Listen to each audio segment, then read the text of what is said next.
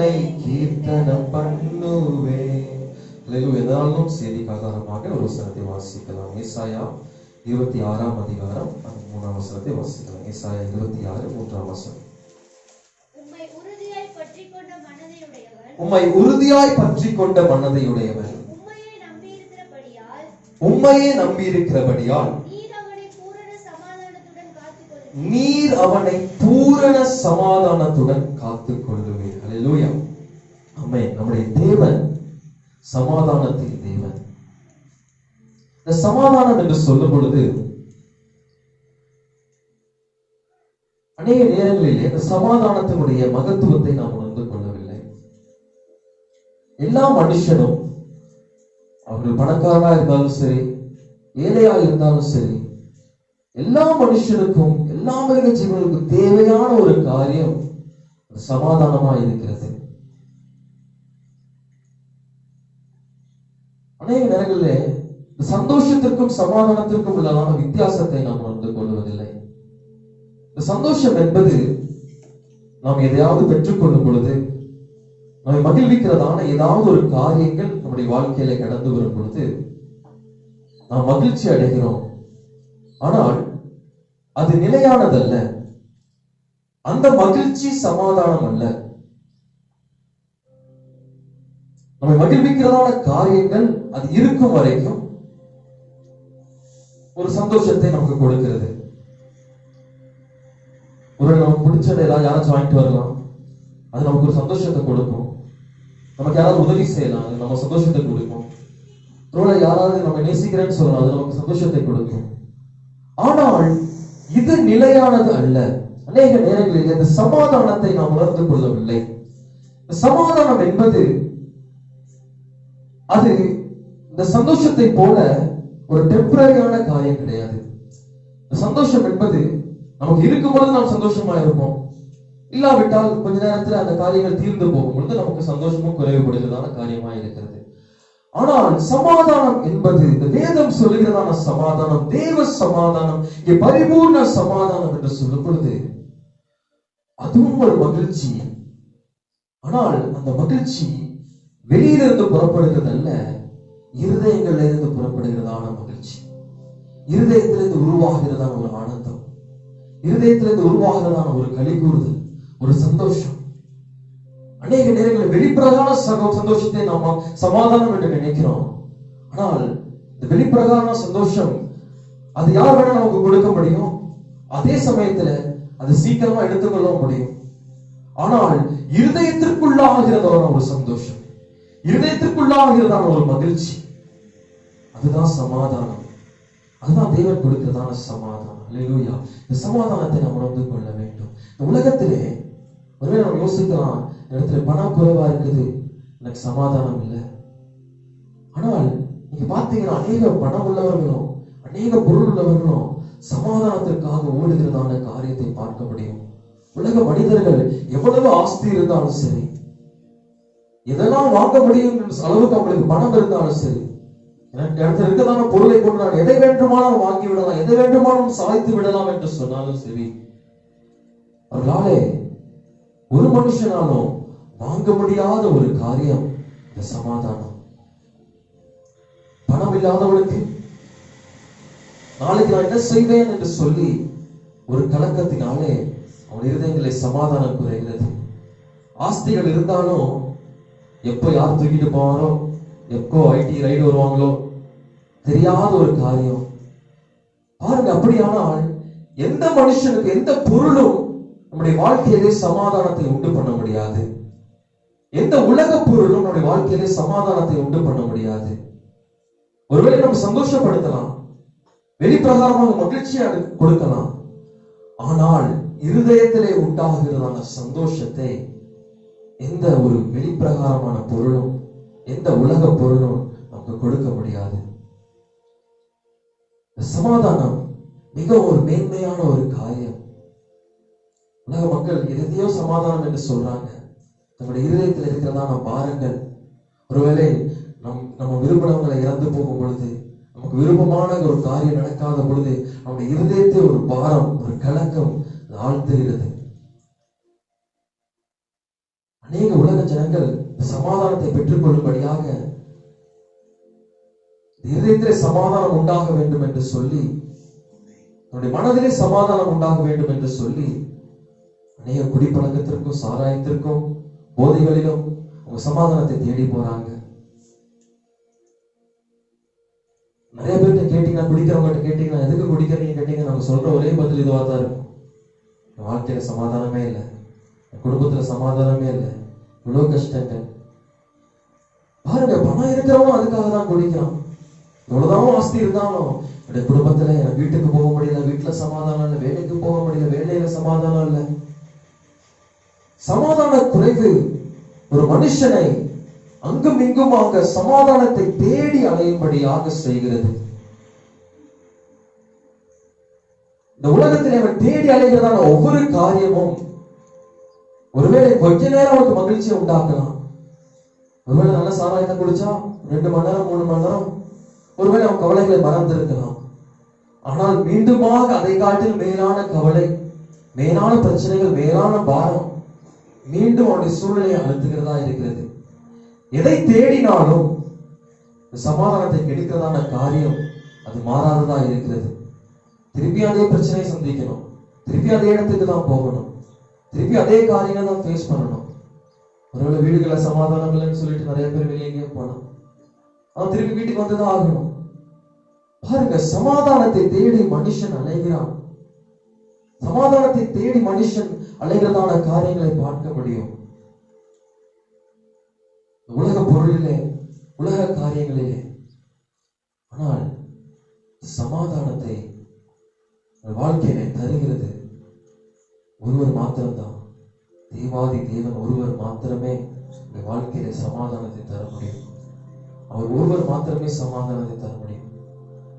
ஒருவேளை உலகத்திலே நாம் பெற்றுக் கொடுக்கிறதான பொருட்கள் நமக்கு அந்த டைம்ல நமக்கு சந்தோஷத்தை கொடுக்கலாம். நமக்கு ஒருவேளை பணம் இருக்குமானா அந்த சமயத்துல நமக்கு சந்தோஷமா இருக்கலாம். ஆனால் அது ஒன்றும் நம்முடைய வாழ்க்கையை மாற்றாது, அது ஒன்றும் நம்முடைய இருதயத்தை மாற்றாது. நம்முடைய இருதயத்தை நிரப்புகிறது அவர் தேவன் ஒருவராக இருக்கிறார். அல்லேலூயா. தான் பாருங்க, தேவனுடைய பேரை மாத்திரம் நீங்க பேரை பார்த்தீங்கன்னாலே தெரியும். நீங்க எரேமியா 9ஆம் அதிகாரத்தில் நீங்க வாசிங்க, 6ஆம் வசனத்தை வாசிங்க. ஏசாயா 9ஆம் அதிகாரம் 6ஆம் வசனம். நமக்கு ஒரு பாலகன் பிறந்தார், நமக்கு ஒரு குமாரன் கொடுக்கப்பட்டார், கர்த்தத்துவம் அவர் தோளின் மேல் இருக்கும், அவர் நாமம் அதிசயமானவர், ஆலோசனை கர்த்தா, வல்லமையுள்ள தேவன், நித்திய பிதா, சமாதான பிரபு. அல்லேலூயா. எந்த ஒரு தெய்வத்திற்குமே இல்லாத பேர் பாரு, நம்முடைய இயேசு கிறிஸ்துவுக்கான பேர் சமாதான பிரபு. அல்லேலூயா. அதான் உலகத்துல எந்த தெய்வங்கள் எங்கேயோ போறாங்க, எவ்வளவு தூரம் நடக்கிறாங்க. சில நேரங்கள்ல யோகா பண்ணா நிறைய வல்லுநர்கள் அடிவாரிகள்லாம் சொல்றாங்க, யோகா பண்ணா சமாதானம் கிடைக்கும். அல்லேலூயா. அப்படி அல்ல, ஒரே ஒரு தேவன், அவருடைய பேர் சமாதான பிரபு, பிரின்ஸ் ஆஃப் பீஸ், சமாதான பிரபு. நம்முடைய ஆராதிக்கிறதான ஒரு தேவன் ஒருவர் மாத்திரமே. வேற எந்த ஒரு தெய்வத்திற்கு அந்த நாமம் கொடுக்கப்படவில்லை, எந்த ஒரு தெய்வம் அந்த நாமத்தை பெற்றுக்கொள்ளவில்லை. உலகத்தில் எங்க வேணா போய் தேடி பார்த்தாலும் எந்த ஒரு தெய்வனுக்கும் இல்லாத ஒரு பெயர் சமாதான பிரபு, சமாதானத்தின் தேவன். அவர் ஒருவர் மாத்திரமே நமக்கு சமாதானத்தை தர முடியும். அப்படி இருதயங்களில் சமாதானத்தை தர முடியும். உலக பொருள் அல்ல, உலகத்தில் உள்ள காரியங்கள் அல்ல, அதெல்லாம் நிரந்தரம் அல்லாதது, எல்லாம் நிலையற்றது, கொஞ்ச நேரம் சந்தோஷம். ஆனால் இந்த சமாதான பிரபுவாகிய தேவன் நமக்கு சமாதானத்தை இருதயங்களிலே ஊற்றுகிற தேவனாக இருக்கிறார். இருதயங்களிலே சமாதானத்தை தருகிறார். சமாதானம் மிகவும் முக்கியமானது ஒரு கிறிஸ்தவனுடைய வாழ்க்கையிலே. உடைய தேவன் சமாதான பிரபுவா இருப்பதற்கு காரணம் என்னவென்று சொன்னால், இங்கே பரிபூர்ண சமாதானத்தை தருவேன் என்று சொல்வதற்கான காரணம், இந்த சமாதானம் என்பது ஒரு ஆவிக்குரிய வாழ்க்கையில மிகவும் முக்கியமான காரியம், மிகவும் முக்கியமான காரியம். இதனுடைய முக்கியத்துவத்தை நாம் அறிந்து கொள்ள வேண்டுமானால் இந்த சமாதானத்தை தேவன் நமக்கு எப்படி தருகிறார் என்பதை அறிந்து கொள்ள வேண்டும். நீங்க கொலோசியர் 1ஆம் அதிகாரம் 20ஆம் வசனத்தை வாசிங்க. கொலோசியர் 1ஆம் அதிகாரம் 20ஆம் வசனம்.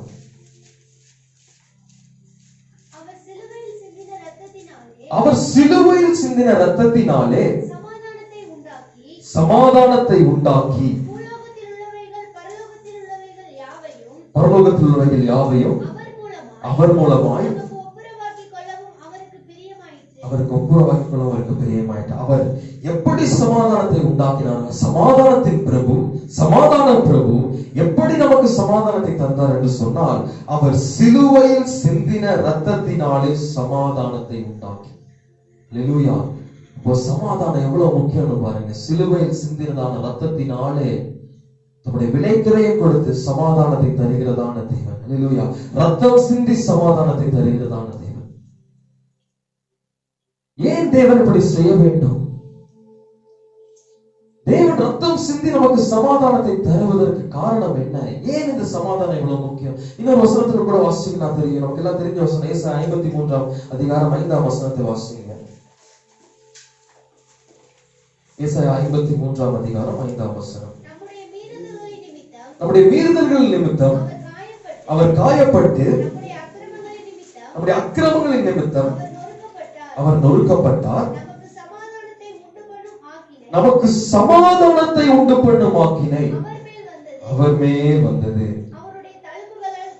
தழும்புகளால் குணமானார். என்ன வந்து பாருங்க, சமாதானத்தை உண்டு பண்ணும் ஆக்கினை அவர் மேலே வந்தது. அல்லேலூயா. தேவன் சமாதான பிரபுவா இருக்கிறார். இயேசு கிறிஸ்து சமாதான பிரபு. அவருடைய நாமம் சமாதான பிரபு. அவர் நமக்கு சமாதானத்தை தர அவர் சிலுவையிலே ரத்தம் சிந்தினார். நமக்கு சமாதானத்தை உண்டு பண்ணும்படியாக ஆக்கினையை ஏற்றுக்கொண்டார். இவ்வளவு பெரிதான தியாகத்தை செய்து, இவ்வளவு பெரிதான விலைக்கிரயத்தை கொடுத்து நமக்கு சமாதானத்தை உண்டு பண்ணினதான தேவன். சமாதானத்தை உண்டு பண்ணினதான தேவன். அவர் நமக்கு சமாதானம் தருகிற தேவனாய் இருக்கிறார். நாம் ஒருவேளை நாம் உணர்ந்து கொள்றோம், சில நேரங்களில் சமாதானத்தை நாம் தவறா புரிஞ்சு கொள்றோம். சமாதானம் என்றால் நான் இருக்கிற இடங்கள்ல எனக்கு ஒரு அமைதி, ஒரு சந்தோஷம், அமைதியான ஒரு வாழ்க்கை, இதை சமாதானம் என்று நாம் நினைத்துக் கொள்கிறோம். ஆனால் நாம் சிந்திக்க வேண்டிய ஒரு காரியம், எதற்காக தேவன் எனக்கு சமாதானத்தை உண்டு பண்ண இவ்வளவு பெரிதான ஆக்கினையை ஏற்றுக்கொண்டார்? ஏன் இந்த சமாதானத்தை உண்டு பண்ண தேவன் ரத்தம் சிந்த வேண்டியதாக இருந்தது? ஏன் அவர் ரத்தம் சிந்த வேண்டும் இந்த சமாதானத்திற்காக? ஆனால் இந்த சமாதானத்தினுடைய ஒரு மேன்மையான ஒரு காரியத்தை நாம் பார்க்க போகிறோம். நம்ம ஒருவேளை குடும்பங்கள் அமைதியா இருக்க சமாதானத்தை தேடுறோம், நம்முடைய வாழ்க்கை அமைதியா இருக்க சமாதானத்தை தேடுறோம். இந்த அமைதி ஒன்றுதான் சமாதானம் என்று நினைத்துக் கொண்டிருக்கிறோம். ஆனால் இந்த சமாதானத்தை குறித்து நம்ம அறிந்து கொள்ள போகிறோம். பாருங்க, அறிந்து கொள்ள வேண்டுமானதான் பவுல் சொல்றாரு பாருங்க. பிலிப்பியர் 4 அதிகாரம், பிலிப்பியர் 4 அதிகாரம் அதுல 7 வசனத்தை வாசிங்க. அப்பொழுது எல்லா புத்திக்கும் மேலான தேவ சமாதானம் உங்கள் இருதயங்களையும் உங்கள் சிந்தனைகளையும் கிறிஸ்து இயேசுவுக்குள்ளாக காத்துக்கொள்ளும். இந்த சமாதானம் என்பது வாழ்க்கையில ஒரு அமைதி மாத்திரமல்ல. இந்த சமாதானத்தை பவுல் சொல்லும் பொழுது சொல்றாரு, எல்லா புத்திக்கும் மேலான தேவ சமாதானம். அது என்ன சந்தோஷப்படுத்துறதுக்குல்ல, என்னுடைய இருதயத்தையும் என்னுடைய சிந்தைகளையும் கிறிஸ்து இயேசுவுக்குள்ளாக காத்துக்கொள்ள. அல்லேலூயா. அப்படியானால் இந்த சமாதானம் ஒரு மனுஷனுடைய வாழ்க்கையிலே, ஒரு கிறிஸ்தவனுடைய வாழ்க்கையிலே, ஒரு ஆவிக்குரிய ஒரு பிள்ளையுடைய வாழ்க்கையிலே இந்த சமாதானம் ஒரு பாதுகாவலா இருக்கிறது. அல்லேலூயா. It's a protection. அநேக நேரங்களில் சமாதானத்தை லேசா எடுத்துறோம். இந்த சமாதானம் ஒரு காவல். அல்லேலூயா. எதற்கு காவல்? என்னுடைய இருதயத்திற்கு காவல், என்னுடைய சிந்தைக்கு காவல். ஏன் என்னுடைய இருதயம் காக்கப்பட வேண்டும்? என்னுடைய சிந்தை காக்கப்பட வேண்டும். இந்த இருதயத்தை குறித்து இயேசு சொல்லும்போது சொல்றாரு பாருங்க. மத்தேயு 15 அதிகாரம் 19 வசனத்தை வாசிங்க. இருதயத்தை குறித்து இயேசு கிறிஸ்து சொல்லும் பொழுது மத்தேயு 15:19, எப்படி எனில் இருதயத்திலிருந்து பொல்லாத சிந்தனைகளும் கொலைபாதகங்களும் விபச்சாரங்களும் வேசித்தனங்களும் களவுகளும் பொய் சாட்சிகளும் தூஷணங்களும் புறப்பட்டு வரும். அப்போ இந்த இருதயத்திலிருந்து என்னதான் புறப்பட்டு வருதுன்னா,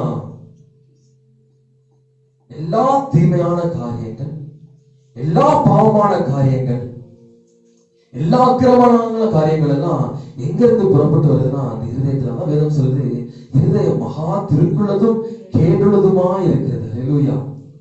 இருதயத்திலிருந்து வர்றது எல்லாமே அன்பு இல்ல. வேதம் சொல்லுது, இந்த இருதயத்திலிருந்து உருவாகிறது எல்லாமே, எங்க இருந்து புறப்பட்டு வருகிறது எல்லாமே அது பாவமா இருக்கிறது, தேவனுக்கு பிரியமில்லாத காரியமா இருக்கிறது. இருதயத்தினுடைய பாவம், இருதயத்தினோட பாவம் அது நம்முடைய இருதயத்திலிருந்து நமக்கு சிந்தைக்கு வருகிறது. பாருங்க, இந்த இருதயமும் சிந்தையும் கர்த்தருக்குள்ளாக காத்துக்கொள்ள, கிறிஸ்துவுக்குள்ளாக காத்துக்கொள்ள. அநேக நேரம் நம்ம சொல்லலாம், வெளிப்பிரகாரமாக நம்ம ஒருவேளை பாவம் செய்யாம இருக்கலாம். வெளிப்பிரகாரம் நம்ம பார்க்கறதான ஜனங்கள்லாம் நம்ம ரொம்ப நல்ல விசுவாசி, நல்ல ஜனங்கள் என்று யோசிக்கலாம். ஆனா நம்முடைய சிந்தனைகள் பாருங்க, நம்முடைய சிந்தனைகளை பார்த்தோமானால், ஒரு டிவியில ஒரு நாளுக்கு முன்னாடி ஒரு ஜோக் ஒன்று பார்த்தேன். ஒரு மனுஷனுக்கு திடீர்னு ஒரு சக்தி கிடைக்கும். இப்ப என்ன ஆகும்னா, அந்த மனுஷன் அவங்க வழியில பாக்குறவங்க எல்லாருமே அவங்க மனசுல என்னெல்லாம் யோசிக்கிறாங்களோ அதெல்லாம் எனக்கு கேட்கும். இப்போ வெளியே பார்க்கும்போது ரொம்ப அந்யோன்யமா இருப்பாங்க ஜனங்கள் எல்லாம். ஆனா இவங்க மனசுல நினைக்கிறதெல்லாம் கேட்கும் பொழுது பாருங்க, அதெல்லாமே அதற்கு எதிராக இருக்கு. ஒருத்தருக்கு விரோதமா ஒருத்தர் அவ்வளவு ஒரு வஞ்சகத்தோட, அவ்வளவு ஒரு குறைபாதத்தோட நடக்கிறதான காரியங்கள். அதே போலதான் பாருங்க, ஒருவேளை வெளியே இருக்கிற மனுஷங்களுக்கு நம்ம தெரியாம இருக்கலாம், ஆனால் நம்முடைய சிந்தனைகள் எப்படியாக இருக்கிறது. பழைய ஏற்பாட்டு காலத்திலே இந்த பாவம் என்பது ஒரு மனுஷன் அந்த பாவத்தை செய்து அகப்பட்டு கொண்டால் மாத்திரமே அவனுக்கு நியாய தீர்ப்பு இருக்கிறது. அந்த பாவத்தை செய்தால் மாத்திரமே அது பாவம், ஒரு காரியத்தை செய்தால் மாத்திரமே பாவம். ஆனா மத்தேயு 5ஆம் அதிகாரத்திலே இயேசு கிறிஸ்து சொல்றாரு பாருங்க, ஒரு பெண்ணை தப்பா பார்த்தாலே அவளோடு கூட விபச்சாரம் செய்தாயிற்று. ஒரு மனுஷன் மேல கோபம் வருமானம் அடிச்சிடணும் நாம் யோசிச்சா கூட அதுவே ஒரு பாவமா இருக்கிறது. அப்போ சிந்தனைகளிலே நாம் எல்லாரும் பாவம் செய்கிறவர்களாக இருக்கிறோம். சிந்தனையிலே உருவாகிறதான பாவம். வேதம் சொல்லுகிற பிரகாரமாக நாம் யோசிச்சாலே நாம் பாவம் செஞ்சுட்டோம். இயேசு கிறிஸ்து சொல்ற காரியம் தான். பழைய பாட்டில செய்தால் பாவம், புதிய பாட்டுல நம்முடைய சிந்தனையில அந்த காரியங்கள் வந்துட்டாலே அது பாவமா இருக்கிறது. யோசிச்சு பார்க்கலாம், எத்தனை நேரம் நம்முடைய சிந்தனைகள்லாம் ஒருவேளை அது சத்தமா கேட்டுச்சுன்னா, வெளியே எவ்வளவு கேட்டுச்சுன்னா மற்ற ஜனங்கள்லாம் நம்ம எப்படி யோசிப்பாங்க இல்லையா? அந்த சிந்தனைகள் எவ்வளவு அழுக்கா இருக்கும். நம்ம மனசுல நினைக்கிறதான காரியங்கள் ஒருவேளை வெளி உலகத்துக்கு தெரிய வந்துச்சுன்னா நம்மளை குறிச்சு எப்படி ஒப்பீனியன் வச்சிருப்போம். இப்ப நம்ம யோசிக்கலாம், எல்லாம் நல்ல ஒரு ஜனங்கள் காலையில அதிகாலையிலே தேவனை ஆராதிக்க போறாங்க, நல்ல விசுவாசம் கொடுப்போம். ஆனா யோசிச்சு பாருங்க, நம்முடைய சிந்தனைகள்லாம் வெளியே தெரிய வந்துச்சுன்னா, நம்ம யோசிக்கிற காரியங்கள்லாம் வெளியே தெரிய வந்துச்சுன்னா ஜனங்கள் நம்மை குறித்து எப்படி யோசிப்பாங்க?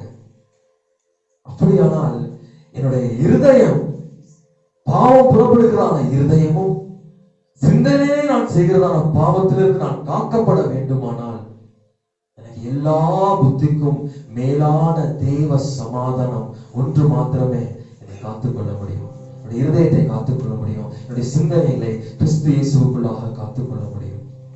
ஒரு ப்ரொடெக்ஷன். இன்னைக்கு நேரங்களில் நாம் லேசா எண்ணுகிற அந்த சமாதானத்தை, கிறிஸ்தவர்கள் சமாதானம் இல்லாமல் வாழ பழகிறாங்க. ரொம்ப லேசான காரியமாய் போய்விடுறதுனால சமாதானம், ஏதாவது பிரச்சனை வரும்பொழுதெல்லாம் நம்ம சமாதானத்தை இழந்து போயிடுறோம். அநேக கிறிஸ்தவர்களே சொல்றாங்க, வீட்டுல சமாதானம் இல்லை, நான் செய்கிறதான வேலை இடங்கள்ல சமாதானம் இல்லை, குடும்பத்துக்குள்ள சமாதானம் இல்லை. ஒரு காரியத்தை நாம் மனதில் வைத்துக் கொள்ள வேண்டும். தேவனால் உணர்த்த விரும்புகிறதான காரியம், வாழ்க்கையில எப்பெல்லாம் சமாதானம் குறைகிறதோ அப்பெல்லாம் நம்முடைய இருதயத்திற்கும் நம்முடைய சிந்தைக்கும் பாதுகாப்பு குறைகிறது, காவல் குறைகிறது. என்னுடைய இருதயத்திற்கும் என்னுடைய சிந்தைக்கும் பாதுகாப்பு குறையும் பொழுது அப்போ ஈஸியா நான் பாவத்துக்குள்ளாக விழுந்துருவேன், ஈஸியா பாவத்துக்குள்ளாக தள்ளப்படுறேன். இந்த வாழ்க்கையிலே சமாதானம் குறையும் பொழுது நாம் மிகவும் ஜாக்கிரதையாக இருக்க வேண்டும். நம்முடைய தேவன் சமாதானத்தின் தேவனாய் இருக்கிறார், சமாதான பிரபுவாக இருக்கிறார். எனக்கு சமாதானத்தை உண்டு பண்ணும் ஆக்கினை அவர் ஏற்றுக்கொண்டார். நான் சமாதானமா இருக்கும்படியாக ரத்தம் சிந்தினார். என்னுடைய வாழ்க்கையிலே நான் ரத்தம் சிந்தி, நான் கிறிஸ்துவுக்கு அவருடைய ரத்தத்தினாலே கழுவப்பட்டதான நாம், அவருடைய சமாதானத்தை பெற்றுக் கொண்டதான நாம், நம்முடைய வாழ்க்கையில சமாதானம் குறையும் பொழுது நாம் உணர்வில்லாமல் இருப்போமானால் அது நமக்கு மிகவும் ஆபத்தாய் முடியும். மிகவும் ஆபத்தாய் முடியும். எல்லாரும் நிறைய பாவங்கள் செய்யற ஜனங்கள்லாம் பார்த்தீங்கன்னா நியூஸ்ல நம்ம பார்க்கும் போதுலாம் அநேக பாவம் செய்யறதான காரியம். சிலவங்க கொலை செஞ்சிடறாங்க, சிலவங்க தவறான முடிவுகள் எடுத்துடுறாங்க. அதுக்கெல்லாம் காரணம் என்னன்னா, முதலாவது அவங்க சமாதானத்தை இழந்தாங்க. ஒரு மனுஷன் எதையும் பேசுற உடனே சமாதானத்தை இழந்தாங்க. அந்த சமாதானத்தை இழந்தபடினாலே அவங்க இருதயத்துல இருந்து வருகிறதான பொல்லாத கிரியை, பொல்லாத சிந்தனைகள், எப்படியாச்சும் கொண்டுடணும், கொலை பண்ணிடணும், அடிச்சிடணும் அப்படின்னு வருவதான சிந்தனைகள் அவனுடைய பாவத்துக்கு நேராக தவறுகிறது. அவனுடைய வாழ்க்கையை சின்னாபின்னமாய் போகிறது. பாருங்க, அப்படியான சமாதானம் மிகவும் ஒரு கிறிஸ்தவனுடைய வாழ்க்கையில மிகவும் முக்கியமாக இருக்கிறது. அது மிகவும் முக்கியமானபடியினாலே தான் அவர் சமாதானத்திற்காக ரத்தம் சிந்தினார், சமாதானத்திற்காக ஆக்கனை ஏற்றுக்கொண்டார், சமாதானத்திற்காக பாடுபட்டார். அதனால் உணர்ந்து கொள்ள வேண்டும், அவருடைய சமாதானம் நம்முடைய வாழ்க்கையில அமைதியை கொடுப்பது மாத்திரமல்ல, வாழ்க்கையில அமைதியான காரியங்களை செய்வது மாத்திரமல்ல, நம்முடைய வாழ்க்கையில ஒரு பாதுகாப்பு, நம்முடைய இருதயங்களுக்கு ஒரு பாதுகாப்பு, நம்முடைய சிந்தைகளுக்கு ஒரு பாதுகாப்பு தருகிறதான சமாதானமாக இருக்கிறது, தருகிறதான சமாதானமாக இருக்கிறது. அதான் அந்த பிலிப்பியர்ல நீங்க வாசிக்கும் பொழுது பாருங்க, முன்னாடி உள்ள வசனத்தை கூட வாசிங்க. நீங்கள் ஒன்றுக்கும் கவலைப்படாமல் எல்லாவற்றையும் குறித்து உங்கள் விண்ணப்பங்களை ஸ்தோத்திரத்தோடு கூட ஜெபத்தினாலும் வேண்டுதலினாலும் தேவனுக்கு தெரியப்படுத்துங்கள். அல்லேலூயா. உங்களுடைய வாழ்க்கையிலே சமாதானத்தை குலைக்கும்படியாக காரியங்கள் நடக்கும் பொழுது, எல்லாம் நம்ம குடும்பத்துக்குள்ளே யாராச்சும் நம்மளை பேசிடலாம், அவங்க நெருங்கினவனே நம்ம ஏதாச்சும் பேசிடலாம், வேலை ஸ்தலங்களே யாராச்சும் நம்மளை பேசிடலாம். வாழ்க்கையில எனக்கு சமாதானம் குறையும் என்று நான் அறிந்து கொள்வேன். ஆனால் என்னுடைய ஏதாச்சும் ஒரு இடத்துல நான் சமாதானம் குறையும் பொழுது, குறைந்திருக்கும் பொழுது அதை நான் உணர்ந்து கொள்வேன். ஆனால் மிகவும் ஜாக்கிரதையாக இருக்க வேண்டும். அதை குறித்து கவலைப்படாமல் எல்லாவற்றையும் ஸ்தோத்திரத்தோடு கூட, அல்லேலூயா, ஸ்தோத்திரத்தோடு கூட தெரியப்படுத்தலாம். அல்லேலூயா. நாம் ஜெபிக்க உள்ளாதே நம்முடைய ஜெபம் எப்படி இருக்கு, உங்களை மாற்றும் என்றல்ல, நம்முடைய சமாதானத்தை குலைக்கிறவர்களுக்காக அவங்களுக்காக ஸ்தோத்திரம் பேர் சொல்லி, சகோதரிக்காக ஸ்தோத்திரம், சகோதரிக்காக ஸ்தோத்திரம், ஆமென், ஸ்தோத்திரத்தோடு கூட தேவனுக்கு தெரியப்படுத்துங்க. அப்பொழுது தேவன் எல்லா புத்திக்கும் மேலான சமாதானத்தினாலே நம்முடைய இருதயங்களையும் நம்முடைய சிந்தனைகளையும் பாவத்திற்கு விலக்கி காக்கிற தேவனாய் இருக்கிறார். இந்த ஸ்தோத்திரம் பண்ணாததுனாலதான் பாருங்க, நம்மளால ஸ்தோத்திரம் சொல்ல முடியல. அநேக நேரங்களில அவங்க இருக்கிறவங்களுக்கு ஸ்தோத்திரம் சொல்ல முடியல. நம்ம யாராச்சும் ஒரு வார்த்தை பேசிட்டாங்கன்னா அவங்களுக்காக ஸ்தோத்திரம் பண்ண முடியல, அவங்களுக்காக ஜெபிக்க முடியல. ஜெபிக்க முடியாததுனால சமாதானத்தை இழந்து போறோம், சமாதானத்தை பெற்றுக்கொள்ள முடியல. இந்த சமாதானத்தை பெற்றுக்கொள்ளாதனால அந்த அந்த காரியமானது அந்த இருதயத்துக்குள்ளே இருந்து அது தீமையாய் வெளியே புறப்படுகிறதான காரியத்தை நம்மால் பார்க்க முடிகிறது. அநேக நேரங்களில சில நேரங்கள் சபையில ஏதாச்சும் விசுவாச குடும்பங்கள் ஏதாச்சும் பிரச்சனைகள் எல்லாம் இருக்கும் பொழுது சொல்லும் பொழுது பாஸ்டர் வந்து சொல்லுவாங்க, ஜெபம் பண்ணும்போது சொல்லுவாங்க, சில நேரம் பிள்ளைகள் பெற்றோருக்குள்ள பிரச்சனைகளா இருக்கலாம், ஒருவேளை மாமியார் பருவக்குள்ள பிரச்சனையா இருக்கலாம். நிறைய நேரங்களில் சொல்லும் பொழுது அப்படி பேசிட்டான் பாஸ்டர், இப்படி சொல்லிட்டான், ஒரு நாள் வீட்டுல சமாதானமே இல்லை, ஒரு நாள் குடும்பத்துல நிம்மதியே இல்லை அப்படிலாம் சொல்லுவாங்க. ஓ சரி, அவங்க சொல்ற காரியங்கள்லாம் பொறுமையா கேட்டுட்டு ஒரே வார்த்தை சொல்லுவேன், கிறிஸ்துவுக்குள்ள சந்தோஷமா இருங்க, அவனுக்காக ஸ்தோத்திரம் பண்ணுங்க. அது எப்படி பாஸ்டர், அவன் இருக்கிற வரைக்கும் நாளை நிம்மதியாவே இருக்க முடியாது. ஆனா வேதம் சொல்லுகிறதான காரியம், நீங்க அவனுக்காக ஸ்தோத்திரம் பண்ணுங்க, சமாதானத்தை காத்துக்கொள்ளுங்க. இந்த காரியத்தை நான் அவங்களுக்கு சொல்லுவேன். அவங்க யோசிப்பாங்க, பாஸ்டருக்கு ஒண்ணுமே தெரியல, குடும்ப பிரச்சனை எல்லாம் சொல்லும்போது பாஸ்டருக்கு ஒண்ணுமே தெரியல. ஆமா, பாஸ்டருக்கு ஒண்ணுமே தெரியாதான். ஆனால் எல்லாவற்றுக்கும் மேலான இந்த வேதம் சொல்லுகிறது, அல்லேலூயா, இந்த காரியங்களை நாம் எப்படி நாம் சமாதானத்தை காத்துக்கொள்ள வேண்டும். கர்த்தருக்குள் எப்பொழுதும் மகிழ்ச்சியா இருங்க, எப்பொழுதும் மகிழ்ச்சியா இருங்க. அதான் பாருங்க, 4ஆம் வசனத்தை வாசிங்க. கர்த்தருக்குள் எப்பொழுதும் சந்தோஷமாயிருங்கள். சந்தோஷமா இருங்க என்று மறுபடியும் சொல்லுகிறேன். அல்லேலூயா. சந்தோஷமா இருங்க. அவங்க என்ன எதிர்பார்க்கறாங்கன்னு தெரியல. ஒருவேளை பாஸ்டர் அந்த அவங்களுக்கு எதிராக பேசுறவங்களுக்காக ஜெபிச்சு அவங்க அப்படியே இல்லாம ஆக்கிடணும்னு எதிர்பார்க்கறாங்களான்னு தெரியல. ஆனால் வேதம் சொல்ல, அந்த பாஸ்டர் புரியதல்ல, வேதம் சொல்லுகிறது கர்த்தருக்குள்ள மகிழ்ச்சியா இருங்க, சந்தோஷமா இருங்க. அவங்களுக்காக ஸ்தோத்திரம் பண்ணுங்க. உங்களை நிந்திச்சாங்கன்னா அவங்களுக்காக ஸ்தோத்திரம் பண்ணுங்க. உங்களுக்கு விரோதமாய் பேசுவாங்கன்னா அவங்களுக்காக ஸ்தோத்திரம் பண்ணுங்க. ஏனென்று சொன்னால் உங்களுடைய சமாதானம் அது எல்லாவற்றுக்கும் மேலானது. உங்களை காக்கிறதான சமாதானம் அது எல்லாவற்றுக்கும் மேலானது. எந்த சூழ்நிலையினாலும் எந்த மனுஷனினாலும் நீங்கள் உங்கள் சமாதானத்தை இழந்து போகாதிருங்கள். பவுல் சொல்றாரு, கர்த்தருக்குள் எப்பொழுதும் மகிழ்ச்சியாயிருங்க, கர்த்தருக்குள் எப்பொழுதும் சந்தோஷமாயிருங்க. இந்த வசனத்தை தியானிக்கும் பொழுது தேவன் வசனத்தை அவர் பவுல் சொல்றதான காரியத்தை தேவனுக்கு ஒரு விதமாக உணர்த்தினார். நம்ம இதான் ஈஸியா வசனத்தை வாசிச்சிடுறோம். சமாதானத்தை குறித்து நமக்கு அறிவில்லாததுனால ஈஸியா வாசிச்சிடுறோம். ஆனா பவுல் எப்படி சொல்லியிருப்பாரு பாருங்க. சில காரியங்கள் நம்ம குழந்தைகளுக்கு நம்ம சொல்லுவோம், இந்த காரியத்தை பண்ணாத, இதை செய்யாத அப்படின்னு சொல்லுவோம். பவுல் சொல்றதான காரியத்தை பாருங்க, அது எப்படி சொல்லியிருப்பாருன்னா, ரொம்ப திருப்பி வாசிங்க. கர்த்தருக்குள் எப்பொழுதும் சந்தோஷமாயிருங்கள், சந்தோஷமாயிருங்கள் என்று மறுபடியும் சொல்லுங்க. நம்ம இப்படி வாசிச்சுட்டு போயிடும் அந்த வசனத்தை. ஆனா பவுல் சொல்ற பவுல் சொல்ற பிரகாரமா நான் பார்த்தோம்னால், கர்த்தருக்குள் எப்பொழுதும் சந்தோஷமா இருங்க. திரும்ப திரும்ப சொல்றேன், சந்தோஷமா இருங்க. அல்லேலூயா. ஒரு எச்சரிக்கையா சொல்றாரு, கர்த்தருக்குள்ள சந்தோஷமா இருங்க. திரும்பவும் சொல்றேன், மறுபடியும் சொல்றேன், சந்தோஷமா இருங்க. ஏன் என்று சொன்னால் உங்க சமாதானம் அது மிகவும் பெரிதான காரியமா இருக்கிறது. அது மிகவும் பெரிதான காரியம். பிசாசுக்கு தெரியும். நாம் அநேக நேரங்கள் உணர்ந்து கொள்ள சமாதானம் இல்லை, அது என்னால கிடையாது, மற்றவங்களால சமாதானம் இல்லைன்னு நம்ம சொல்றோம். அவனாலதான் சமாதானம், இவனாலதான் சமாதானம், அப்படி பேசுறதுனால சமாதானம் சொல்றோம். ஆனால் பவுல் திரும்ப வலியுறுத்தி சொல்வதற்கான காரணம் என்னன்னு சொன்னீங்கன்னா, இந்த சமாதானம் மிகவும் மேலானது. அல்லேலூயா. மிகவும் மேலானது. பிசாசுக்கு நல்லா தெரியும், ஒரு மனுஷனுடைய வாழ்க்கையிலே சமாதானத்தை எடுத்து போட்டா அவன் எப்படியாகிலும் பாவத்துல விழுந்துருவான், எப்படியாகிலும் பாவத்துல விழுந்துருவான். இந்த காயின் ஆபேலுடைய காரியத்தை பார்க்கும் பொழுது, ஆபேலுடைய காணிக்கை தேவன் அங்கீகரித்தார். காயினுடைய காணிக்கை அங்கீகரிக்கப்படவில்லை. முதலாவது காயின் இழக்கிறதான காரியம் சமாதானம். எப்படி அவனுடைய காணிக்கை அங்கீகரிக்கிறது, எப்படி அவனுடைய காணிக்கை ஏற்றுக்கொள்ளணும்? சமாதானத்தை இழந்து போனான். அந்த சமாதானத்தினாலே இருதயத்திலே இருந்து புறப்பட்டதான பாவம் அவருடைய சகோதரனை கொலை செய்யும்படியாக தூண்டினது. கொலை செய்து போட்டான். சமாதானத்தை ஏற்றுக்கொண்டான். அவரோட யோசிச்சிருக்கலாம், ஆண்டவர் ஏற்றுக்கொண்டார், அவருடைய காணிக்கை ஏற்றுக்கொண்டார். இப்ப என்னுடைய வாழ்க்கையில ஏதோ ஒரு குறைவு இருக்கிறது, நான் அதை சரி செய்ய வேண்டும் என்று சொல்லி அதற்காக சோதனம் பண்ணி, அதற்காக அவன் தேவனோடு கூட சேர்ந்திருப்பான், தேவனோடு கூட ஒப்புரவா இருப்பான் என்று சொன்னால் நிச்சயமாக தேவன் வேறு விதமாக அவனுடைய வாழ்க்கையில் ஆசீர்வாதத்தை கொடுத்திருப்பார். ஆனால் சமாதானத்தை இழந்து போனான். சமாதானத்தை இழந்து போனான். அவனுடைய முகநாடி வேறுபட்டது.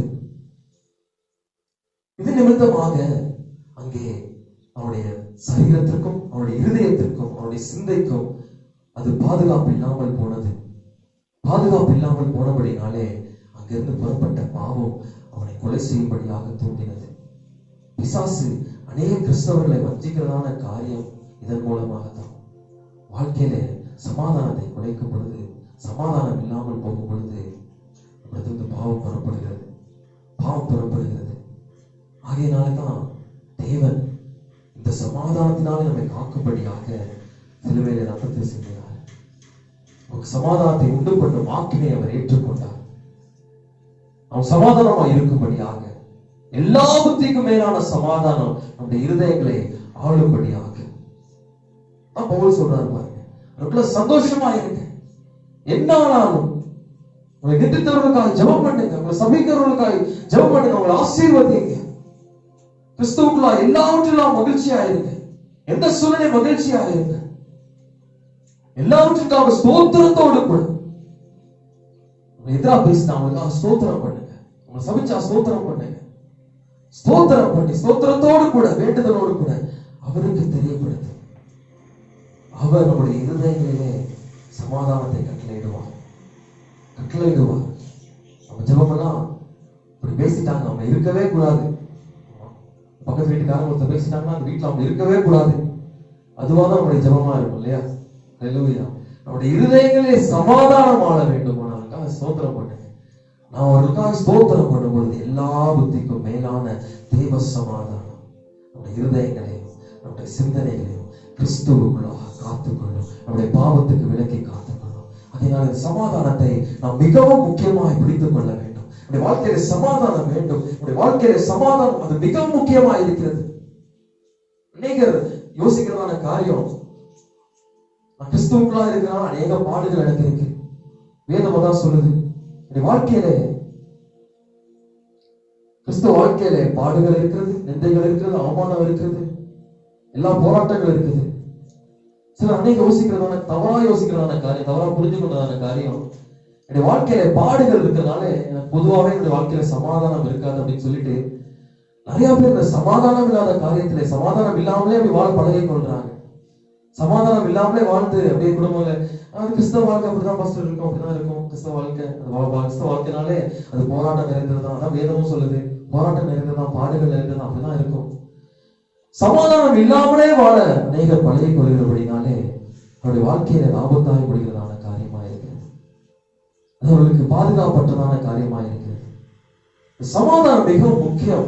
நம்முடைய வாழ்க்கையில என்னதான் போராட்டங்களா இருந்தாலும், என்னதான் பிரச்சனை வந்தாலும், அதான் சங்கீதக்காரன் சொல்றான், நீதிமானுக்கு வரும் துன்பங்கள் அநேகமா இருக்கிறது, ஆனால் என்னுடைய வாழ்க்கையில சமாதானத்தை கொடுக்கிறதான காரியம், என்னுடைய வாழ்க்கையில சமாதானத்தை கொடுக்கிறதான ஒரு நம்பிக்கை, கர்த்தர் எல்லாவற்றிலும் இருந்து அவனை விடுவிப்பார் என்கிறதான நம்பிக்கை எனக்கு சமாதானத்தை கொடுக்கிறது. எல்லாவற்றிலும் இருந்து விடுவிப்பார் என்கிறதான நம்பிக்கை எனக்கு ஒரு சமாதானத்தை கொடுக்கிறது. அதே அந்த நம்பிக்கை எனக்கு இல்லாம இருக்கும் பொழுதுதான் நான் கர்த்தருக்குள்ளாக மகிழ்ச்சியை அடைய முடியும். என்னை சபித்தாலும் சரி, என்னை துன்பப்படுத்தினாலும் சரி, என்ன நடந்தாலும் சரி, என்னுடைய சாபங்கள், என்னை சபிக்கிறவர்கள் எல்லாம் எவ்வளவு சாபம் சொன்னாலும், என்ன சாபமான காரியம் வாழ்க்கையில சொன்னாலும், அது எல்லாமே தேவன் எனக்கு ஆசீர்வாதமாய் மாற்றுகிற தேவனாக இருக்கிறார். அதை ஆசீர்வாதமாய் மாற்றுகிற தேவனாக இருக்கிறார். அவருக்குள்ளாக மகிழ்ச்சியாக இருப்பேன், அவருக்குள்ளாக நம்பிக்கையாக இருப்பேன். ஏசாயா தீர்க்கதரிசி சொல்லும்போது பாருங்க, உம்மை உறுதியாய் பற்றி கொண்ட மனதை உடையவன் உண்மையே நம்பி இருக்கிறபடினாலே நீர் அவனை பூரண சமாதானத்துடன், கம்ப்ளீட் சமாதானம், பூரண சமாதானத்துடன் காத்துக் கொள்ளுவேன். இந்த சமாதானம் என்னுடைய இருதயத்தையும் என்னுடைய சிந்தையும் காத்துக் கொள்கிறது. இந்த சமாதானத்தை நான் காத்துக் கொள்ள வேண்டுமானால், இந்த சமாதானம் என்னை காக்கும், என்னுடைய இருதயத்தை காக்கும், என்னுடைய சிந்தைகளை காக்கும். என்னை காத்துக் கொள்ளுகிற என்னை காத்துக் கொள்ளுகிற சமாதானத்தை நான் காத்துக்கொள்ள, அதற்குதான் ஏசாயா சொல்றாரு பாருங்க, நம்பிக்கையா இருக்கிறபடினால் நீர் அவனை பூரண சமாதானத்துடன் காத்துக்கொள்ளும். அவனுடைய சமாதானத்தை காத்துக் கொள்ளுகிற தேவன். அல்லேலூயா. எப்படி என்று சொன்னீங்கன்னா, அவரை உறுதியாய் பற்றி கொண்டு, ஒரு உறுதியாய் பற்றி கொண்ட மனதுடையவன் அவரே நம்பி இருக்கிறபடினாலே, அவரே நம்பி இருக்கிறபடினால், அவரே சார்ந்து இருக்கிறபடினாலே என்னை சமாதானத்தோடு காத்துக்கொள்வார், என்னுடைய சமாதானத்தை காத்துக்கொள்வார். எந்த சூழ்நிலையிலும், எந்த பிரச்சனைகள் வந்தாலும், எந்த போராட்டங்கள் வந்தாலும் நான் இடறி போகாதபடிக்கு என்னை காத்துக் கொள்ளுகிற தேவன், என்னுடைய சமாதானத்தை காத்துக் கொள்ளுகிற தேவனை மேலே நான் நம்பிக்கையாக இருக்கும் பொழுது, அவரே பற்றி கொண்டிருக்கும் பொழுது, வாழ்க்கையில சமாதானத்தை நான் இழந்து போகாதபடிக்கு தேவன் காத்துக் கொள்வார். இந்த சமாதானத்தை இழந்து போகும் பொழுது நான் பாவத்துக்குள்ளாக விழ என்னுடைய வாழ்க்கை அது பாதுகாப்பற்றதாய் போகிறது. இந்த சமாதானத்தை நான் காத்துக்கொள்ள நான் அவரை சார்ந்திருக்க வேண்டும். அல்லேலூயா. இந்த சமாதானத்தை சமாதானத்தை தந்து தேவனை காத்துக்கொள்ள நான் அவரை பற்றி கொண்டவனா இருக்க வேண்டும், அவரை பற்றி கொண்டு இருக்க வேண்டும். அவரை சார்ந்து இருக்கும் பொழுது, அவரே நம்பி இருக்கும் பொழுது தேவன் சமாதானத்தை கட்டளையிடுகிற தேவனாயிருக்கிறார். சமாதானத்தை கட்டளையிடுகிற தேவனாயிருக்கிறார். அதை பற்றி கொள்ளுகிற ஜனமா இருக்க வேண்டும், அதை சார்ந்து கொள்ளுகிற ஜனமா இருக்க வேண்டும், அதை நம்பி இருக்கிற ஒரு ஜனமா இருக்கும் பொழுது. பழைய பாட்டுல கூட பாருங்க, ஒரு அழகான ஒரு வசனம் சொல்லுது. நீங்கள் நியாயாதிபதிகள் புஸ்தகம் 6ஆம் அதிகாரம் 24ஆம் வசனத்தை வாசிங்க. நியாயாதிபதிகள். அங்கே கிதியோன் கர்த்தருக்கு ஒரு பலிபீடத்தை கட்டி அதற்கு யெகோவா ஷாலோம் என்று பெயரிட்டான்.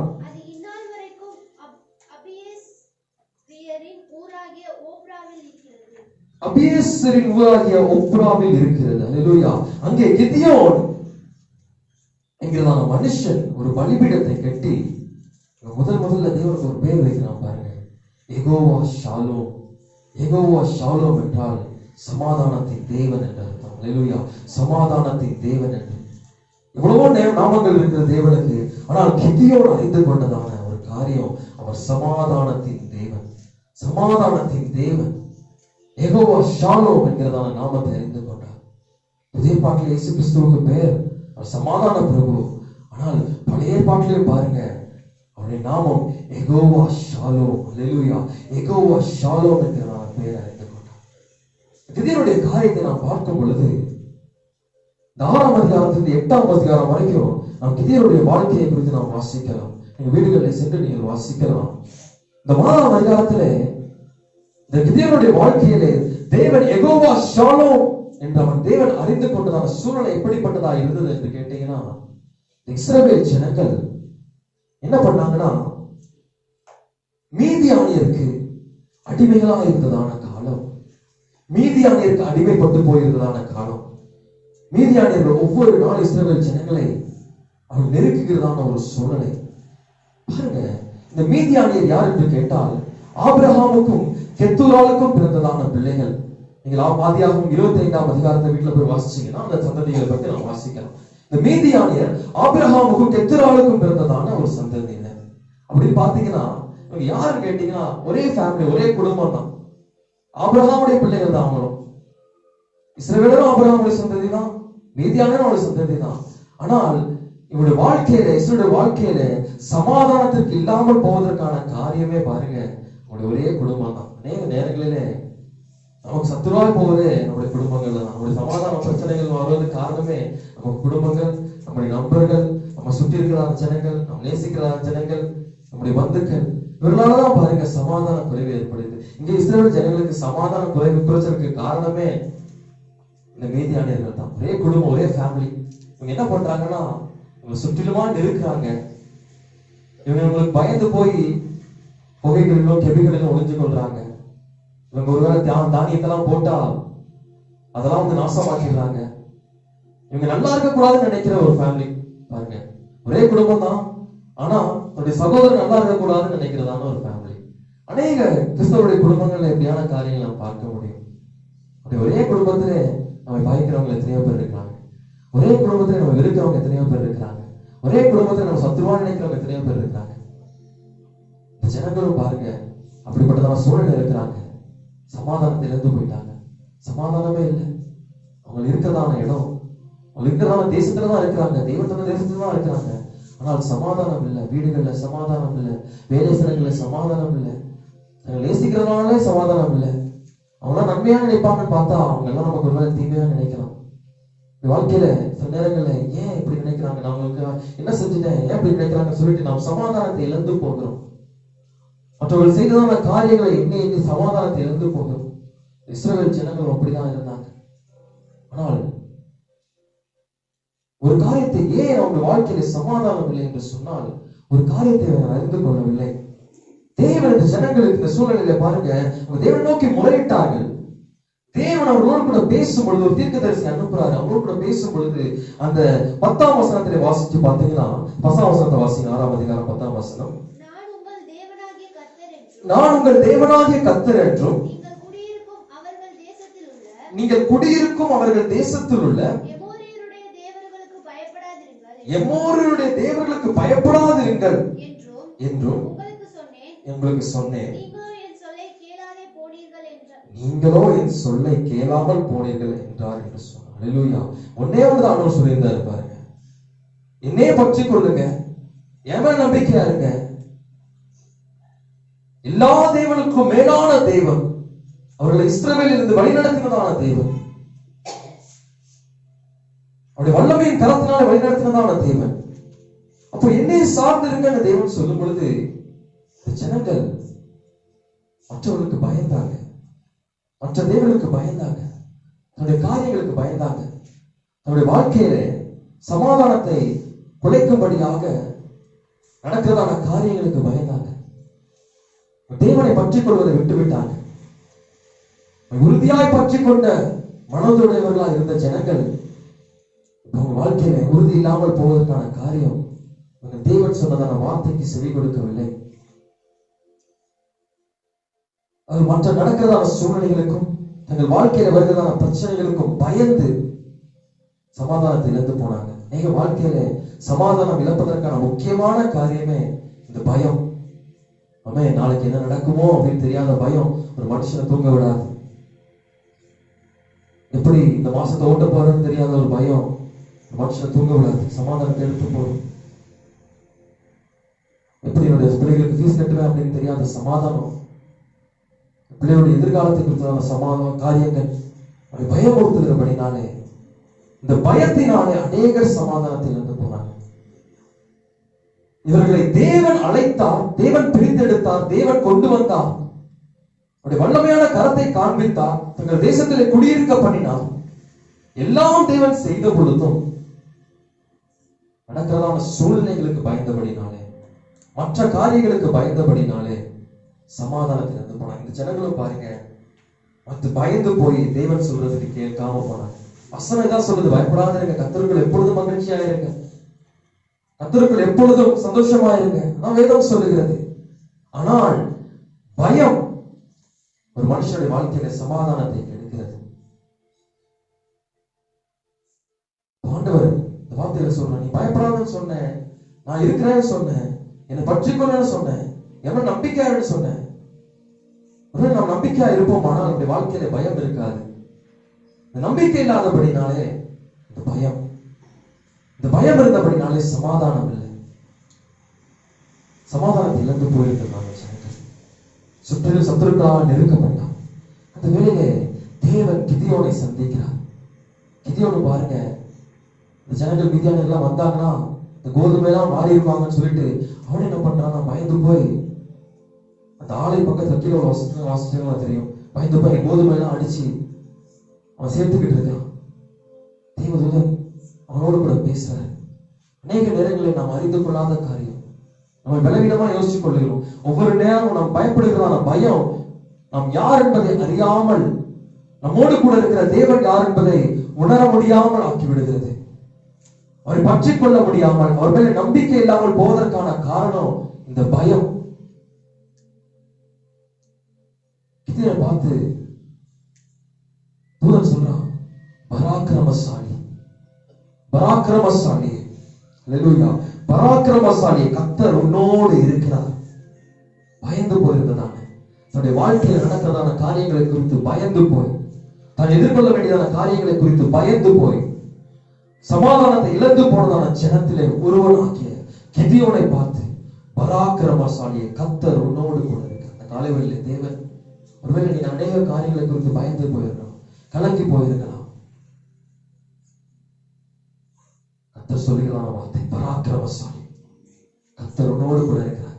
நான் சொல்றான் பாருங்க, என்னுடைய தகப்பன் வீட்டுல நான் மிகவும் சிறியவன், மிகவும் சிறியவன். ஆனா ஒண்ணும் பண்ண முடியாது. இந்த மீடியாளர்கள் கைக்கு நான் எப்படி ஜனங்களை தப்பிக்க முடியும்? நான் என்ன பண்ண முடியும்? நான் எப்படி இந்த காரியங்களை எதிர்கொள்ள முடியும்? எனக்கு முன்பதாக இருக்கிற இவ்வளவு பெரிய போராட்டத்தை நான் எப்படி எதிர்கொள்ள முடியும்? வாழ்க்கையில சமாதானம் இல்லை, தேவன் இல்லை. ஒருவேளை இருந்திருந்தா கிரியை செஞ்சிருக்கலாம், விடுவிச்சிருக்கலாம், யாருமே இல்லை. ஆனால் தேவன் நம்மோடு கூட இருக்கிறார் என்பதை அறியாதபடினாலே நம்முடைய வாழ்க்கையில் அநேக நேரங்களில் சமாதானத்தை இழந்து போகிறோம். இந்த பயத்தினாலே சமாதானத்தை இழந்து போகிறோம். தேவன் மீண்டுமாக அவனுக்கு நினைவூட்டுகிறார், நீ பராக்கிரமசாலி, பராக்கிரமசாலியாக இருக்கிறோம். தேவன் நம்மோடு கூட இருக்கிறார். அவர் யுத்தத்தில் வல்லவராக இருக்கிறார். உலகத்தில் இருப்பவனை காட்டிலும் நம்மோடு கூட இருக்கிற தேவன் பெரியவராக இருக்கிறார். அவரை உறுதியாக பற்றி கொண்ட மனதையுடையவர்களாக அவர் மேல நம்பிக்கையாக இருப்போமானால் தேவன் நம்மை சமாதானத்தோடு கூட, பூரண சமாதானத்தோடு கூட காத்துக்கொள்ள வல்லவராக இருக்கிறார். நாம் அறியாதபடினாலே நம்முடைய பயங்கள், நம்மை பயமுறுத்துகிற காரியங்களுக்கு நாம் பயந்து கொண்டிருக்கிறபடினாலே சமாதானத்தை இழந்து போகிறோம். சமாதானத்தை இழந்தது மாத்திரமல்ல, தேவன் யார், நாம் யார், நமக்கு என்ன அதிகாரத்தை தேவன் கொடுத்திருக்கிறார் என்பதை அதையும் உணராமல் காணப்படுகிறோம். தேவன் பார்த்து ஆண்டவர் சொல்றார், உனக்கு இருக்கிற இந்த பலத்தோட போ, உனக்கு இருக்கிற இந்த பலத்தோட போ. ரொம்ப சின்னவன் சொன்னாரு, ஆனால் ஆண்டவர் நம்மை பார்க்கிறதான காரியம் நாம் பலசாலிகளாக பராக்கிரமசாலிகளாக தேவன் பார்க்கிறார். ஏனென்றால் நம்முடைய பலவீனங்களில் அவர் பலன் பூரணமாக விளங்குகிறதா இருக்கிறது. நம்மோடு கூட இருக்கிற தேவன் நம்மை பலப்படுத்துகிறார். என்னை பலப்படுத்துகிற கிறிஸ்துவினாலே எந்த போராட்டத்தையும் சந்திக்க எனக்கு பலன் உண்டு. இதனோடு அவர் சொல்லும் பொழுது உனக்கு இருக்கிற இந்த பலத்தோட போ, உனக்கு இருக்கிற பலத்தோட போ. யோசிக்கிற என்னோடு கூட பேசுற ஒரு ஆண்டவர் தானா, பேசுற ஒரு ஆண்டவர் தானா, எனக்கு ஒரு அடையாளத்தை காட்டுங்க அப்படின்னு சொல்லிட்டு என்ன பண்றாங்க பாருங்க. நான் போயிட்டு உமக்காக காணிக்கையை நான் கொண்டு வர வரைக்கும் நீங்க விட்டு விலகாம இங்கே இருங்க அப்படின்னு ஆண்டவரோடு சொல்றோம். ஆண்டவர் பாருங்க, இந்த 10ஆம் 11ஆம் வசனம் 12ஆம் வசனத்து 17ஆம் வசனத்துல அதற்கு அவர் நீ திரும்பி வர மட்டும் நான் இருப்பேன் உறுதியா பற்றி கொண்டான். இப்போ வாழ்க்கையில தேவன் அவனுக்கு யார் என்பதை காண்பித்தார். அவன் பற்றி கொண்டான். பாருங்க, பற்றி கொண்ட பொழுது அந்த 23ஆம் வசனத்துல பாருங்க, தேவன் அவனுக்கு அவர் தம்மை வெளிப்படுத்தி அவரோடு கூட இருக்கிற தேவன் யார் என்பதை அவனுக்கு வெளிப்படுத்தி என்ன ஆசீர்வாதத்தை கொடுக்கிறார் என்று சொன்னால், அதற்கு கர்த்தர் 23ஆம் வசனத்தை வாசிங்க. அதற்கு கர்த்தர் உனக்கு சமாதானம், பயப்படாதே, சாவதில்லை என்று சொன்னார். ஹல்லேலூயா. இவ்வளவு நேரம் பயந்து போய் சமாதானத்தை இழந்து போயிருந்ததான ஜனத்திற்கு இப்போ தேவன் சொல்லுகிறதான காரியம், தேவன் தம்மை வெளிப்படுத்தி அடையாளத்தை காட்டி தேவன் சொல்லுகிறதான காரியம் உனக்கு சமாதானம். ஒருவேளை நாம் சமாதானத்தை இழந்து போயிருக்கலாம். நம்முடைய பயங்களினாலே, நாம் சந்திக்கிற மனுஷர்களினாலே, நம்முடைய குடும்பத்தினராலே, நமக்கு விரோதமாக பேசுகிறவர்களாலே, நமக்கு விரோதமாக செய்கிறவர்களாலே ஒருவேளை நாம் சமாதானத்தை இழந்து போயிருக்கலாம். இந்த ஜனங்கள் அவருடைய சமாதானத்தை இழந்து போயிருந்தாங்க. தேவன் அவளுக்கு இறங்கி தம்மை வெளிப்படுத்தி உங்களுக்கு சமாதானம், உனக்கு சமாதானம், உனக்கு சமாதானம், நீ பயப்பட தேவையில்லை, நீ பராக்கிரமசாலி, கர்த்தர் உன்னோடு கூட இருக்கிறார். அவரை உறுதியாய் பற்றிக் கொள்ளும் பொழுது ஒரு சமாதானத்தை கொடுக்கிற தேவனாய் இருக்கிறார். கிதியோன் சமாதானத்தை பெற்றுக் கொண்டார். கர்த்தர் அவனோடு கூட இருந்தார். அவனுக்கு தான் கொஞ்சம் பலத்தோடு கூட போனார். தேவன் வெறும் 300 பேரை கொண்டு இவ்வளவு நாள் அவரை நெருக்கிக் கொண்டிருந்ததான சத்துருக்களை, பயமுறுத்திக் கொண்டிருக்கிற போராட்டங்களை, அவனுக்கு எதிராக இருந்ததான சூழ்நிலைகளை வெறும் 300 பேரை கொண்டு தேவன் நிர்மூலமாக்கி போட்டார். கர்த்தர் செய்தார். ரொம்ப ஆச்சரியமான தேவனுடைய சமாதானத்தை நீங்க உணரணும்னா ரொம்ப அழகான வசனம் பாருங்க. 7ஆம் அதிகாரம் 8ஆம் வசனத்தை வாசிங்க. அப்பொழுது ஜனங்கள் தங்கள் கையில் தின்பண்டங்களையும் எக்காலங்களை எடுத்துக்கொண்டார்கள். ஜனங்களை சுற்றி சத்துருக்கள் இருக்கிறாங்க. தேவனுடைய சமாதானத்தை பாருங்க. ஜனங்களை சுற்றி சத்துருக்கள் இருக்கிறாங்க, நெருக்கி கொண்டு இருக்கிறாங்க. இவன் கையில பட்டயத்தை எடுக்கல சண்டை போடுறதுக்கு. தின்பண்டங்களை, ஹல்லேலூயா, தின்பண்டங்களையும் எக்காலங்களை எடுத்துக்கொண்டாங்க. பாருங்க, தேவனுடைய சமாதானம் என்பது அதுதான். தேவன் தருகிறதான சமாதானம் என்பது அதுதான். தேவனுடைய சமாதானம். அவங்க எவ்வளவு தைரியமா இருந்தா பாருங்க, கையில தின்பண்டத்தை எடுத்திருப்பாங்க. நல்ல யுத்தத்துல உட்கார்ந்து நல்லா சாப்பிட்டு இருக்காங்க, எக்காலத்தை எடுத்துட்டு கொண்டு இருக்காங்க. தேவன் அவர்களுக்காக யுத்தம் பண்ணினார், அவர்களை முறிந்தோட பண்ணினார். தொடர்ந்து போய் சத்துருக்களை பிடிச்சாங்க, தொடர்ந்து போய் பிடிச்சாங்க. கிதியோன் தொடர்ந்து போய் பிடித்தான், எல்லாரும் நிர்மூலமாக்குனாங்க. தேவன் தேசத்துக்கு பெரிய சமாதானத்தை கட்டளையிட்டார், பெரிய சமாதானத்தை கட்டளையிட்டார். அவனுடைய முடிவை பார்க்கும் பொழுது நல்ல தீர்க்காயுசிலே மரித்தான் என்று வேதம் சொல்கிறது. நல்ல முதிர் வயதிலே மரித்தான். தேவனை பற்றி கொண்ட ஜனங்களுடைய வாழ்க்கை தேவன் தருகிறதான சமாதானம் இதுவாக தான் இருக்கும். அவர் தருகிறதான சமாதானம் தான். ஒருவேளை யுத்த களத்துல இருக்கலாம், நீங்க உங்க ஆயுதங்களை எடுத்து போராட தேவையில்லை. கர்த்தருடைய பட்டயம் அது கிதியோனுடைய பட்டயமாக இருக்கிறது. தேவனுடைய பட்டயம் அது நம்முடைய பட்டயமாக இருக்கிறது. நமக்காக யுத்தம் பண்ணுகிற தேவனாக இருக்கிறார். ஜனங்களை போல தின்பண்டங்களையும் எக்காலங்களையும் கையில் எடுத்துக்கொண்டு சந்தோஷமா இருக்கிற ஜனங்கள், அமைதியா இருக்கிற ஜனங்கள். போராட்டங்கள் இருக்குதான், பிரச்சனைகள் இருக்கிறதா, சுற்றிலும் போராட்டங்கள் தான், எல்லா பகுதியிலும் இருக்கப்படும். மீதியானவர்கள் எல்லா சுற்றிலும் இருக்கிறாங்க. ஆனால் நடுவில் இருக்கிறதான ஜனங்களுக்கு ஒரு சந்தோஷம், ஒரு சமாதானம். என்னோடு கூட தேவன் இருக்கிறார், எனக்காக யுத்தம் பண்ணுகிற தேவன் இருக்கிறார். எத்தனை பேர் எனக்கு எதிராக பேசினாலும் சரி, நான் எல்லாவற்றையும் சோத்திரத்தோடு கூட அவருக்கு தெரியப்படுத்துவேன். எவ்வளவு சந்தோஷமா இருந்தா தின்பண்டங்கள் சாப்பிட்டு இருப்பாங்க. அப்ப அவ்வளவு சந்தோஷமா இருந்தாங்க, கர்த்தருக்குள்ள மகிழ்ச்சியா இருந்தாங்க, கர்த்தருக்குள்ள மகிழ்ச்சியா இருந்தாங்க, சமாதானத்தை காத்து கொண்டாங்க. சமாதானம் அவர்களே காத்தது. தேவன் அவர்களுக்கு சமாதானத்தை தந்தார். யெகோவா ஷாலோம், யெகோவா ஷாலோம், சமாதானத்தின் தேவன் கிதியோனோடு கூட இருந்தார், கிதியோனோடு கூட இருந்தார். அவர்களை விடுவித்து அந்த தேசத்திலே அமைதியை கட்டளையிட்டார். அதனாலே சமாதானம் மிக முக்கியமான காரியம் மனுஷனுடைய வாழ்க்கையில. தேவனால் ரட்சிக்கப்பட்ட பிள்ளைகளுடைய வாழ்க்கையில சமாதானம் மிக முக்கியம். இவ்வளவு அலட்சியமா என்னன்னா நாம் யோசிக்கலாம், சமாதானம் அது வெறும் ஒரு அமைதி, வெறும் ஒரு சின்ன காரியம் என்று யோசிக்கலாம். ஆனால் இந்த சமாதானம் அது மிகவும் மேலான காரியம். ஒரு மனுஷனுடைய இருதயத்தையும் சிந்தனையிலே பாதுகாக்கிறது சமாதானம். அந்த சமாதானத்திற்காக தன்னுடைய ரத்தத்தை சிந்தி நமக்கு கொடுத்ததான சமாதானம். மனுஷன் இழந்து போனான் சமாதானத்தை. தேவன் இந்த சமாதானத்தை விலை கொடுத்து ஆக்கினை ஏற்றுக்கொண்டு சமாதானத்தை கொடுத்தார். அந்த சமாதானத்தினால் நாம் நிரப்பப்பட வேண்டும். அந்த சமாதானத்தை நாம் காத்துக்கொள்ள வேண்டும். அந்த சமாதானத்தை நாம் காத்துக்கொள்ள வேண்டுமானால் கர்த்தருக்குள்ளே அவரை பற்றி கொண்டு அவர் மேலே நம்பிக்கையா இருக்கும் பொழுது அவர் பரிபூர்ண சமாதானத்தினால் நம்ம நிரப்புகிற தேவனாய் இருக்கிறார். பரிபூர்ண சமாதானத்தினால் நிரப்புகிற தேவனாய் இருக்கிறார். ஒரு வசனம் கூட அழகான வசனம் இருக்கு பாருங்க. ஏசாயா 32 அதிகாரம் 18 வசனத்தை கூட வாசிக்க முடிச்சிடலாம். ஏசாயா 32 அதிகாரம் 18 வசனம். என் ஜனம் சமாதான தாபரங்களிலும் நிலையான வாசஸ்தலங்களிலும் அமைதியாய் தங்கும் இடங்களிலும் குடியிருக்கும். அல்லேலூயா. அவரை உறுதியாய் பற்றி கொண்ட மனதுடைய அவர்களை நம்பிக்கையா இருக்கிற ஜனங்கள் எங்க தங்குவாங்கன்னு கேட்டீங்கன்னா, சமாதான தாபரங்களிலும் நிலையான வாசஸ்தலங்களிலும் அமைதியாய் தங்கும் இடங்களிலும். அல்லேலூயா. நம்ம எங்கெல்லாம் இருக்கிறோமோ அங்கெல்லாம் சமாதானம். ஒருவேளை வீட்டுல சமாதானம் இல்லை, வெளியே போறேன் அப்படி இல்லை, நான் போகிற இடத்துலலாம் சமாதானம். சமாதானத்தை தேவன் என்ற இருதயங்களை கொடுப்பார். சமாதானம் செய்கிறவர்களாக இருக்க வேண்டும் என்று வேதம் சொல்லுகிறது. சமாதானம் செய்கிறவர்கள் பாக்கியவான்கள் என்று வேதம் சொல்லுகிறது. சமாதானம் உங்களுக்குள்ளாக இருக்க வேண்டும். என்னுடைய தங்குற இடம், நான் வேலை செய்கிற இடம், ஒவ்வொரு இடங்களிலும் சமாதானத்தை காத்துக்கொள்ள வேண்டும். அதுக்கு மேல உள்ள வசனத்தை கூட வாசிங்க. நான் எப்படி சமாதானத்தை பெற்றுக்கொள்ள முடியும் என்றால் வாசிங்க 17 வசனம். நீதியின் கிரியை சமாதானமும் நீதியின் பலன் என்றுமுள்ள அமெரிக்கையும் சுகமுமா. அல்லேலூயா. அப்படியானால் என்னுடைய வாழ்க்கையிலே சமாதானத்தை உண்டு பண்ணுகிறது நான் செய்கிறதான நீதி, நீதியின் கிரியை.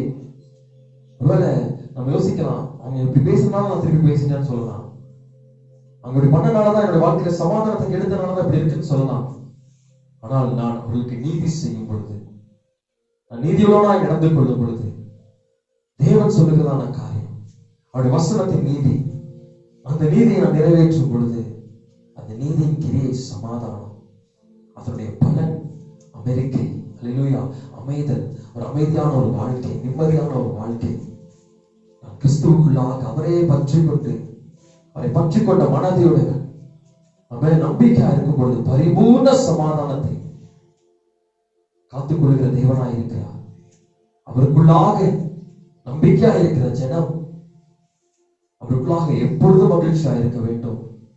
எப்பொழுதும் மகிழ்ச்சியா இருந்து நாம் நீதி செய்யும் பொழுது தேவன் நமக்கு சமாதானத்தை தருகிற தேவன், நமக்கு அமெரிக்கையை தருகிற தேவன். நாம் சமாதான தாபரங்களிலும் நிலையான வாசஸ்தலங்களிலும் அமைதியாக தங்கும் இடங்களிலும் குடியிருக்கும்படியாக தேவன் செய்வோம். இந்த சமாதானம் மிகவும் முக்கியம். ஒருவேளை நம்முடைய வாழ்க்கையில சமாதானம் குறையுமானால் ரொம்ப ஜாக்கிரதையா இருங்க. சமாதானம் இல்லை என்று சொன்னால் ரொம்ப ஜாக்கிரதையா இருங்க. என்ன செய்ய வேண்டும் என்று சொன்னால், நாம் சமாதானம் ஏன் குறைகிறது என்று சொல்லி நாம் நிதானிக்கிறவா இருக்க வேண்டும். ஏதோ சமாதானம் இல்லை அப்படின்னா சமாதானமே இல்லை அப்படின்னு இருப்பதற்கல்ல. சமாதானம் குறையலன்னா என்னுடைய வாழ்க்கையில பாதுகாப்பு குறைவு, இருதயங்களுக்கு பாதுகாப்பு குறைவா இருப்பதை உணர்ந்து கொள்ள வேண்டும். அதை அறிந்து கொண்டு நாம் தேவனோடு கூட நெருங்கும் பொழுது, அவரை பற்றி கொள்ளும் பொழுது, அவர் பூர்ண சமாதானத்தோடு கூட நம்மை காத்துக் கொள்கிற தேவனாக இருக்கும். காலைகளில் இந்த சூழ்நிலையா இருக்கலாம், ஒருவேளை சமாதானம் இல்லாமல் இருக்கலாம், அநேக காரியங்களை குறித்து கலங்கி கொண்டிருக்கலாம். அது லேசாக எண்ண வேண்டாம். நாம் தேவனை பற்றிக் கொள்வோம், தேவனை சார்ந்து கொள்வோம், அவரை பிடித்துக் கொள்வோம், அவர் மேலே நம்பிக்கையா இருப்போம். அவர் நம்மோடு கூட இருக்கிறார். நம்மை பார்த்து சொல்கிற பராக்கிரமசாலி கர்த்தர் உன்னோடு கூட இருக்கிறார். உனக்கு விரோதமா என்ன பேசினாலும் சரி, அவருக்காக ஸ்தோத்திரம் பண்ணுங்க. கர்த்தர் நமக்காக யுத்தம் பண்ணுவார், கர்த்தர் நமக்காக வழக்காடுவார், அவர் நமக்காக பேசுவார், நமக்காக கிரியை செய்வார்.